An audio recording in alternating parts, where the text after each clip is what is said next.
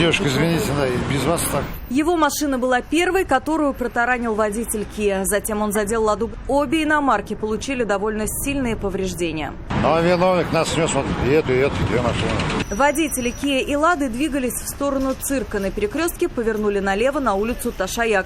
Поехали, когда загорелся зеленый. В этот момент оба автомобиля снесли Kia. Оба на зеленый поехали. И откуда не возьмись. Он на красный, да, получается, проехал? Но у нас зеленый загорелся, мы оба поехали.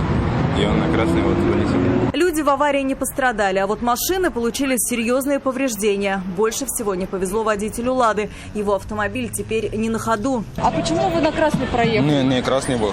Желтый моргал. Моргал желтый. А то, что вот эти два автомобиля уже ехали, вы заметили? Нет, как заметил, я моргал и ездил. Они вышли. Я же не виноват. Теперь в деталях происшествия будут разбираться автоинспекторы. Только после этого станет понятно, кто же виноват в аварии. Алия Хайрудинова, Елена Саляхова, Константин Бушуев. Вызов 112.